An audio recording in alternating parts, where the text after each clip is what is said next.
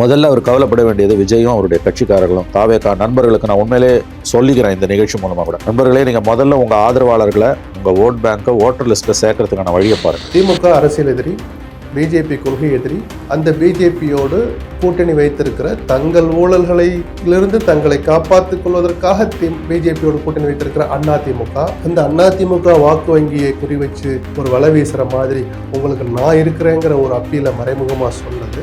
இந்த நிலைப்பாட்டில் மாற்றம் இல்லைன்னா நான் அதை எடுத்துக்கிட்டேன். நிஜமும் அதுதான். இந்த தேர்தலில் வாய்ப்பே கிடையாது. இந்த தேர்தல் இரட்டை இலை வர்சஸ் சூரியன், அதற்கு உண்டான தேர்தல் தான். இல்லை முதல்வர் ஸ்டாலின் அவர்களுக்கும் எடப்பாடி பழனிசாமி அவர்கள், நான் எதுவும் இல்லாததை சொல்ல, அவங்க ஆளுகின்ற கட்சி, இவங்க எதிர்கட்சி, 66 சட்டமன்ற உறுப்பினர் வச்சிருக்காங்க. எண்ணிக்கை அடிப்படையில் அப்படித்தானே இருக்கு. ஒரு கட்சி எப்படிங்க 66 எம்எல்ஏ வச்சிருக்கிற கட்சி உடனே காணாம போயிடும், தாவேக்கா எதிரில் வந்துடும், இதெல்லாம் எனக்கு நம்புற மாதிரியா இருக்குது.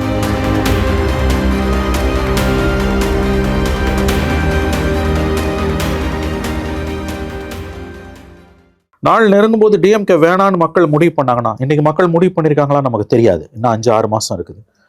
ஒருவேளை மக்கள் முடிவு பண்ணால் அதை அறுவடை பண்ணுறதுக்கான முதல் வாய்ப்பு அதிமுக தான் இருக்கு, நான் இன்னமும் நம்புகிறேன். அப்படியே அந்த வாய்ப்பு இருந்தாலும் மக்கள் விரும்பினாலும் அதை அறுவடை பண்ணுற அளவுக்கு இன்ஃப்ராஸ்ட்ரக்சர் விஜய் கட்சிக்கு இருக்கான்றதுல எனக்கு பெரிய விதமான சந்தேகங்கள் இருக்குது.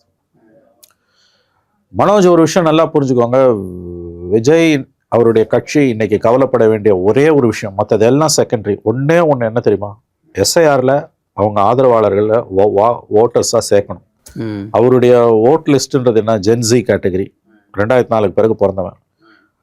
அதில் ஓட்டே கிடையாதுன்னு நினைக்கிறேன். அவங்க லிஸ்ட் இது வரைக்கும் பேரில் இருக்காதுன்னு எனக்கு தோணுது, அல்லது பெரிய அளவில் இருக்காது. எஸ்ஐஆர் பெரிய குளறுபடி ஆக போகுது. Everybody is clueless. முதல்ல அவர் கவலைப்பட வேண்டியது விஜயும் அவருடைய கட்சிக்காரர்களும் தாவேகா நண்பர்களுக்கு நான் உண்மையிலே சொல்லிக்கிறேன் இந்த நிகழ்ச்சி மூலமாக கூட. நண்பர்களே, நீங்கள் முதல்ல உங்கள் ஆதரவாளர்களை உங்கள் ஓட் பேங்கை ஓட்டர் லிஸ்ட்டில் சேர்க்கறதுக்கான வழியை பாருங்கள். அது ஒன்று தான் நீங்கள் கவலைப்பட வேண்டியது. குதிரை லாடம் கட்டின மாதிரி நீங்கள் கான்சன்ட்ரேட் பண்ண வேண்டியது அது ஒன்று மட்டும்தான். அதை ஒன்று மட்டும் நீங்கள் பண்ணால் போதும். பண்ணால் போதுன்றது தப்பான வார்த்தை நான் சொல்லலை. அது ஒன்று தான் நீங்கள் இப்போ செய்ய வேண்டியது. மற்றதெல்லாம் செகண்டரி. உங்களுக்கு உங்கள் ஆதரவு இப்போ எங்கிட்ட சில பேர் கேட்குறாங்க, அவருக்கு வரக்கூடிய கூட்டம் ஓட்டா மாறுமா, விஜய்க்கு வரக்கூடிய கூட்டம் ஓட்டா மாறுமான்னு. நான் சொல்கிறது என்னென்னா, அவங்களுக்கெல்லாம் கேள்வியே தப்பு. அவருக்கு வரக்கூடிய கூட்டத்தில் எத்தனை பேருக்கு ஓட்டு இருக்குது?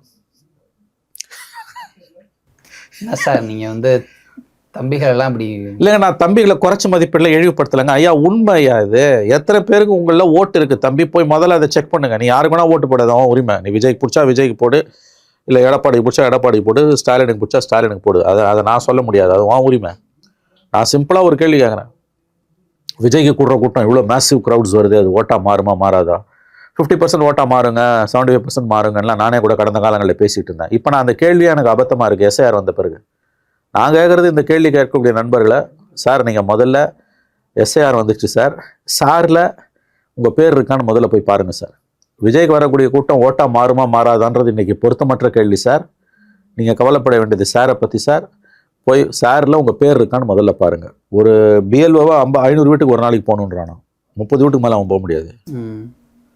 இன்னைக்கு காலையில் உங்களுக்கு எனக்கு தெரிந்த ஒரு நண்பர் எம்எல்ஏ மத்திய தமிழ்நாட்டில் இருக்காரு. அவர் சொல்கிறாரு, அவங்க தொகுதியில் தெருமுனையில் ஃபார்ம்ஸை வீசி அடிச்சுட்டு போயிருக்காங்கன்னு, வீடு வீடாக வராமல்.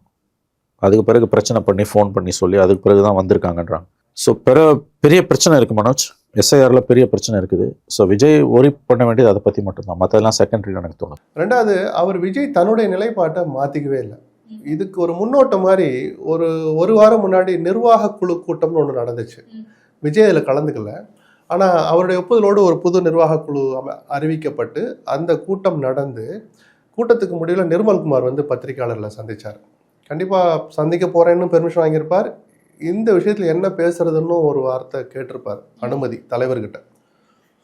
1 மாதத்திற்கு முன்பு எங்களுடைய நிலைப்பாடு என்னவோ கூட்டணி விஷயத்தில், அதில் எந்த மாற்றமும் இல்லைன்னு சொன்னாங்க. 1 மாதம் அப்படின்னு நான் ரஃபா எடுத்துக்கிட்டா, மதுரை மாநாட்டில் விஜய் அறிவித்த வெளிப்படையான கூட்டணி நிலைப்பாடு தான், அரசியல் நிலைப்பாடு தான் எடுத்துக்கிட்டா. திமுக அரசியல் எதிரி, பிஜேபி கொள்கை எதிரி, அந்த பிஜேபியோடு கூட்டணி வைத்திருக்கிற தங்கள் ஊழல்களிலிருந்து தங்களை காப்பாற்றிக் கொள்வதற்காக பிஜேபியோடு கூட்டணி வைத்திருக்கிற அதிமுக, அந்த அதிமுகவுடைய தலைமையை இன்னைக்கு தகுதியற்றவர் கையில் இருக்குன்னு மறைமுக விமர்சனம். அந்த அதிமுக வாக்கு வங்கியை குறிவச்சு ஒரு வலை வீசுற மாதிரி உங்களுக்கு நான் இருக்கிறேங்கிற ஒரு அப்பீல மறைமுகமாக சொன்னது. இந்த நிலைப்பாட்டில் மாற்றம் இல்லைன்னா நான் அதை எடுத்துக்கிட்டேன். நிஜமும் அதுதான். ஸோ விஜய் நேற்று ஏதோ மாற்றி பேசுகிறாருன்னு எல்லாரும் சொல்கிறத என்னால் புரிஞ்சிக்கவே முடியல. ஊடகங்கள், அதிமுக, சிலருடைய விமர்சகர்கள் ஒருவேளை விஜய் இப்படி எடுக்கலாமோ அப்படிதான் பேசியிருப்போம். அதிமுக ஃப்ரஸ்ட்ரேஷனில் இருக்கிறாங்க, எப்படியாவது விஜயை கொண்டு வந்துடணும் நம்ம அன்னைக்கு அப்படின்னு. விஜய் தன் முடிவில் உறுதியாக தான் இருந்திருக்காங்க. நேற்று இன்னொரு முறை உறுதி செய்யப்பட்டிருக்கே தவிர அவர் தன் நிலைப்பாட்டை மாற்றிக்கலைங்கிறது தான் என்னுடைய பார்வை. வேறு வழியில் யோசிச்சு பார்த்துருவார். அவர் எல்லா ஈக்குவேஷனையும் பார்த்துருப்பார். இந்த கரூர் சம்பவத்துக்கு பிறகு பிஜேபியோடு நெருங்கி போக வேண்டிய சூழல் அவருக்கு இருந்துச்சு. அது சட்ட ரீதியாக தான் அப்படின்னு அவர் ஒரு விளக்கம் சொல்லலாம். நிஜமாக கூட அது இருக்கலாம்.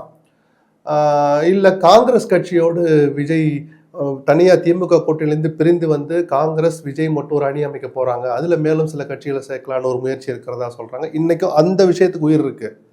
அதிமுகவுடனான உறவுக்கு, அதிமுகவும் பிஜேபியும் அங்க வகிக்கிற என்டிஏ உடனான உறவுக்கு ஒரு முற்றுப்புள்ளி வச்சுட்டு தான் நான் பார்க்குறேன். ஆனாலும் இது அரசியல். இன்னும் குறைஞ்சபட்சம் ஒரு 2 மாதம் 3 மாதம் இருக்குது இந்த சர்க்கஸ் எல்லாம் வேற மாதிரி ஆடி பார்க்கறதுக்கும். இவ்வளவு தூரம் ஒரு பொதுக்குழுவை கூட்டி தமிழ்நாடே கவனிக்கிற பொதுக்குழு ஆயிடுச்சுன்னா கரூர் சம்பவத்துக்கு பிறகு நடக்கிற முதல் பொதுக்குழுங்கிறதுனால ஒரு சிக்னிஃபிகண்ட் இருக்கிற ஒரு நிகழ்ச்சியில் இப்படி ஒரு வெளிப்படையாக பேசி அந்த வீடியோவை வெளியிடுற அளவுக்கு ஒரு கருத்தை சொன்ன பிறகு விஜய் மாற்றிக்கிறதுக்கான வாய்ப்புகள் குறைவுன்னு வேணாம், ரொம்ப குறைவுன்னு கூட சொல்லலாமே தவிர, ரிமோட் சான்ஸ்ன்னு கூட சொல்லலாமே தவிர, அரசியலில் இதுதான் நிரந்தரம்னு எதையும் நம்ப வேண்டாம். நேற்று இருக்கிற முடிவுப்படி அதிமுக தாவேகா அந்த உறவு முயற்சிகளுக்கானது முற்றுப்புள்ளி வைக்கப்பட்டிருக்குன்னு நம்ம எடுத்துக்கலாம். இந்த தேர்தலில் வாய்ப்பே கிடையாது. இந்த தேர்தல் வந்து இரட்டை இலை வர்சஸ் சூரியன், அதற்கு உண்டான தேர்தல் தான். இல்லை முதல்வர் ஸ்டாலின் அவர்களுக்கும் எடப்பாடி பழனிசாமி அவர்கள், நான் வந்து எதுவும் இல்லாததை சொல்ல, அவங்க வந்து ஆளுகின்ற கட்சி, இவங்க எதிர்கட்சி, 66 சட்டமன்ற உறுப்பினர் வச்சிருக்காங்க. எண்ணிக்கை அடிப்படையில் அப்படி தானே இருக்கு. ஒரு கட்சி எப்படிங்க 66 எம்எல்ஏ வச்சிருக்கிற கட்சி உடனே காணாம போயிடும், தாவேக்கா எதிரில் வந்துடும், இதெல்லாம் எனக்கு நம்புற மாதிரியா இருக்குது. முதலமைச்சர் ஆயிடுவாருன்றாங்க யாரு? விஜய் சாரு. நம்ம அப்போ கேட்குறோம், சரி முதலமைச்சர் ஆகணும்னா 118 சீட்டு ஜெயிக்கணுமே, 118 சீட்டு ஜெயிக்கக்கூடிய தொகுதிகள் எது, வேட்பாளர் இருக்கிறாங்களா, பூத்தில் ஆள் இருக்கிறாங்களான்னு கேட்டால் அதெல்லாம் இல்லை, வெயிட் அண்ட் சீன்றாங்க. இப்போ நான் வந்து ஒரு எனக்கு முன்னாடி என்னென்ன பாடங்கள், முன்னாடி என்னென்ன தேர்தல் எப்படி எப்படி நடந்தது, அதுக்கு முன்னாடி இருந்த மூத்தவர்கள்கிட்ட நான் கேட்டு ஒவ்வொன்றா தெரிஞ்சுக்கிறேன். நானும் போய் மக்கள் எல்லாம் போய் பார்க்குறோம், சந்திக்கிறோம். அப்போ வெறும் இந்த கட்டமைப்பை வைத்து இளைஞர்கள் கூட்டம் வருதுன்னு சொல்லிட்டு ஒருத்தர் முதலமைச்சரே ஆயிட முடியும்னா இது எப்படி தெரியல எனக்கு. தேர்தலில் நிறைய விஷயம் இருக்கு. தேர்தலில் என்னென்ன தெரியாது, தேர்தல் வேலை என்ன, தேர்தல் என்ன தப்பு நடக்கும், என்ன நல்லது நடக்கும், மக்கள்கிட்ட எப்படி ஓட்டு கேட்கணும், மக்கள் எப்படி புரிஞ்சுக்குவாங்க, மக்கள்கிட்ட என்ன கொள்கை, என்ன சித்தாந்தம், எதுவுமே இல்லை. எத்தவொன்னே சிஎம் அப்படின்னா அது மாதிரி அரசியலில் நிறைய பேர் பரப்பிட்டு பேசிட்டு இருக்காங்க. அவர்கள் 2026 பார்ப்போம் முதலமைச்சரா விஜய் ஆகிறாரா இல்லையான்றது. நம்மளும் பேச போகிறோம், அவங்களும் பேச போகிறாங்க. ஒரு வகையில் விஜய் வந்து திமுக ரொம்ப எதிர்க்கக்கூடாது. காரணம் என்னென்னா, விஜய் அவர்கள் வந்து திமுகவுக்கு உதவி செய்கிறார். மூன்றாவதாக நின்று அதிமுகவுக்கு போகிற ஓட்டை நம்ம விஜய் எடுத்துட்டாருன்னா 2 பேர் பிரிக்கிறாங்கன்னு வச்சுக்கோங்களேன். அது திமுகவுக்கு உதவியாக இருக்குன்ற மாதிரி ஒரு பேசு பொருள் இருக்குது. அது ஓரளவுக்கு லாஜிக்கும் கூட. அப்படி பார்க்கும்போது விஜய் வந்து ரொம்ப திமுக விமர்சனம் பண்ணாமல், சூப்பர் நல்லா வருவீங்க, முதலமைச்சர் நீங்கள் தான், நல்ல என்ன கூட்டம் அப்படின்னு சொல்லிட்டு இப்படியே எடுத்துன்னு போயிட்டு கடைசியில் நிற்க வச்சுட்டு இந்த பிரசாந்த் கிஷோருக்கு கட்சியில் சேர்ந்தாங்க பாருங்க. போலிங் அன்றைக்கே 4 பேர் போயிட்டு ரூலிங் பார்ட்டியில் சேர்ந்துருவாங்க. அந்த மாதிரி ஒரு 10-15 வேட்பாளரோ அது என்னென்ன ஆகுமோ தெரியாது.